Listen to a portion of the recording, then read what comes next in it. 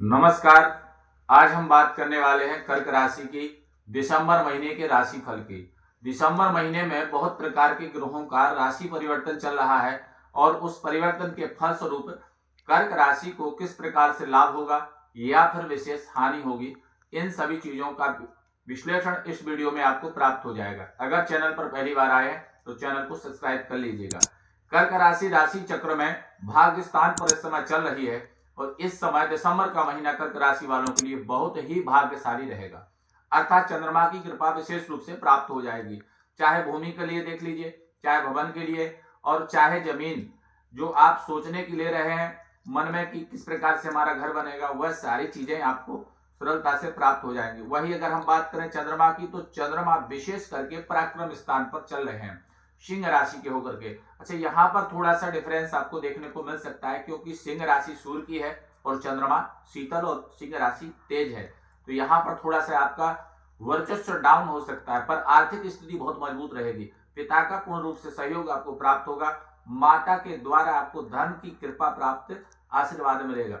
वहीं अगर हम बात करें रोजी रोजगार की, तो जो लोग व्यापार में हैं उनके लिए यह समय सोने पर सुहागा होगा, अर्थात उन्नति मार्ग प्रशस्त करेगा।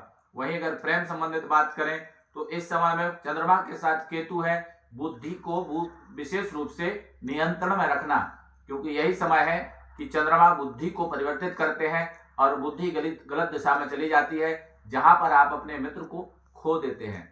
तो ऐसी किसी भी प्रकार के वार्ताओं से या किसी प्रकार के व्यवहार से बचें, जिसके चलते आपके और आपके मित्र के मन में किसी प्रकार की खटास हो।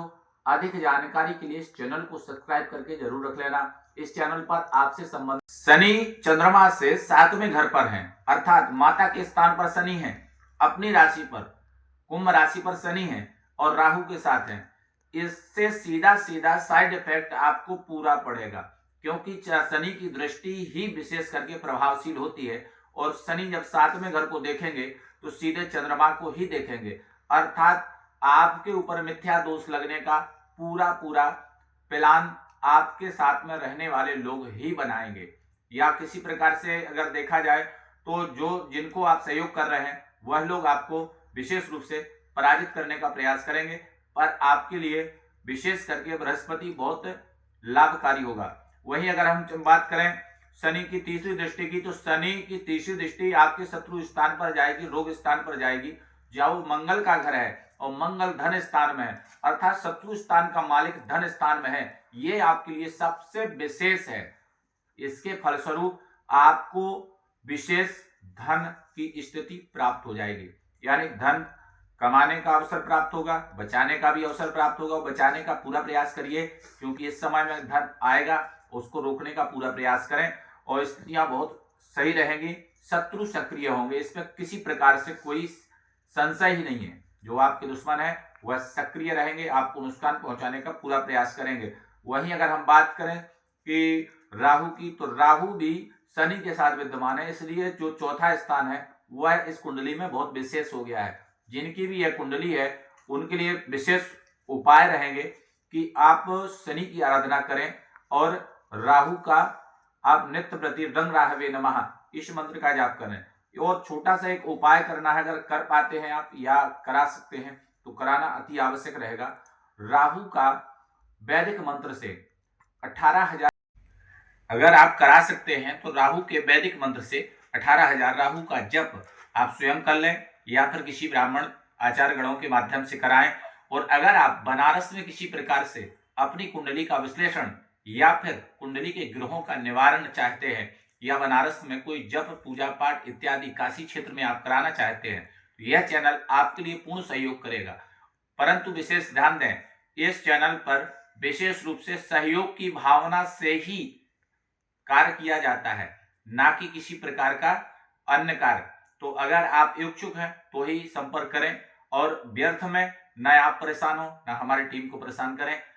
कई लोग ऐसे हैं जो फोन करते हैं, उसके बाद में जो है गलत दिशा में वो लोगों को भ्रमित करते हैं, तो ऐसा बिल्कुल भी नहीं है। जितने वीडियो हमारे चैनल पर आते हैं वह पूर्ण रूप से हर प्रकार से सर्टिफाई होकर के आते हैं कि कहीं पर भी आपको, चाहे वो त्रिपिंडी का हो, चाहे महामृत्युंजय का हो, चाहे सप्तशती का हो, चाहे नवग्रहों का हो, किसी भी प्रकार के निवारण की जो व्यवस्था उसमें कही गई है, उस व्यवस्था के ऊपर 1 रुपया भी आपको किसी को नहीं देना है। यह हम बार बार कहते हैं, चाहे आपसे कोई कितना भी कहे, जो उसमें स्पष्ट है वही व्यय आपको करना है। और आपकी संतुष्टि हमारे चैनल की।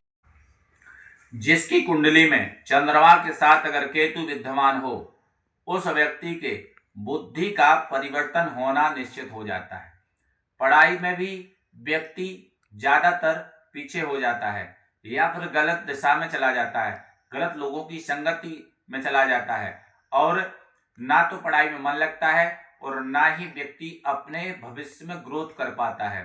तो अगर आपकी कुंडली में चंद्रमा के साथ केतु विद्यमान है, कुंडली के किस भाव में है, कमेंट करके जरूर बताना। और अगर ऐसी स्थिति बनी है तो इस चैनल को सब्सक्राइब करिए और एक छोटा सा निवारण जरूर करना है। निवारण क्या है? सोमवार के दिन श्वेत वस्त्र में काली वस्तु को बांध करके दान करें और चंद्रमा और केतु दोनों ग्रहों का जप निश्चित कराएं। उससे आपके भविष्य में विशेष उन्नति और लाभ होगा।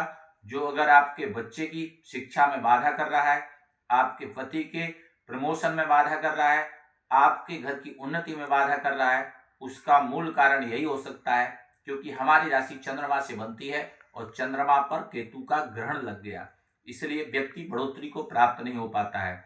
अगर पहली बार चैनल पर आए हैं तो चैनल को सब्सक्राइब जरूर कर लीजिए। यह चैनल पूर्ण रूप से निःशुल्क है और निरंतर आपसे संबंधित जानकारियां इस चैनल पर आती रहेंगी प्रतिदिन। जय माता।